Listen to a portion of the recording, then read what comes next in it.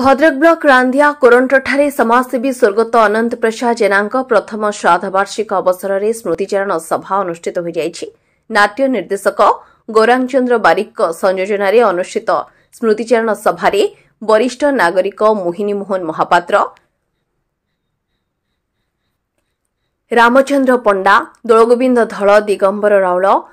श्रीनिवास महापात्र, गंगाधर राउत, रामचंद्र पंडा, धनुर्जय सेठी, आईनजीवी रतिकांत नायक, गोपाल मुखी, सांबादिक हेमंत सिंह नमस्कार संगठन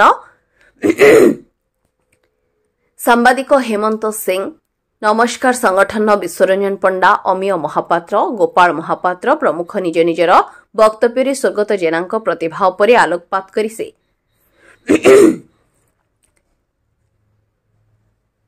अमीय महापात्र, गोपाल महापात्र प्रमुख निज निजर वक्तव्य स्वर्गत जेनांक प्रतिभा उपर आलोकपात करी से जने परोपकारी अतिथि वत्सल मिष्टभाषी व्यक्तित्व थिले बोली कहिथिले। प्रारंभिक फोटोचित्र रे माल्यार्पण पूर्वक नीरव प्रार्थना करा जायतला। कार्यक्रम को परिचालना रे परिवार दुशासन गाहाण, ज्येष्ठ पुत्र बसंत जेना, सुषमा जेना, लोपामुद्रा जेना, वर्षाराणी दास, सरोजिनी बराड़, मनोज जेना, नारायण जेना,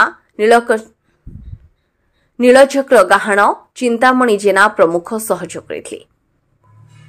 भद्रक हेमंत सिंह को रिपोर्ट, प्रयाग खबर।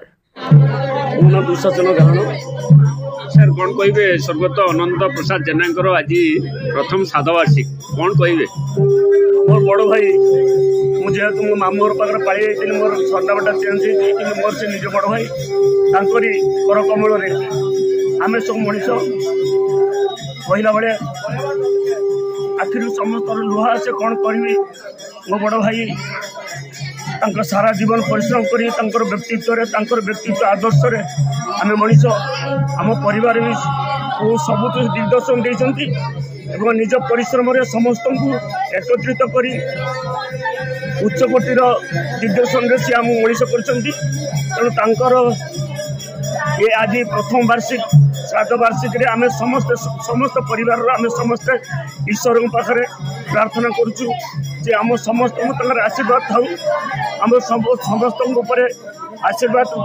थिबा संगे संगे आम समस्त परिवार लोक आम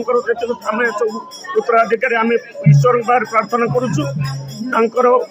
से जो भी था शांति आत्मा शांति पाऊ शांति रहू ये आम कामना। कर्तव्यनिष्ठ जड़े उच्च चिंताधार मनीष थे समस्त जिते भी निजर नाती नाती मैंने आसती झील मान समस्त सामान भाव में स्नेह प्रदान करते जड़े कर्तव्य बहुत भल मनीष कर्तव्य परायण आज से नांती प्रथम श्राद्ध वार्षिक केते मन पड़ुची काली भाया लगुच गोटे वर्ष केमी बीतीगला आमको जना पड़ूनी कि लगुच आम आखि पाखे अच्छा और देखुं समस्त पिला निश्चय अमर आत्मार सद्गति।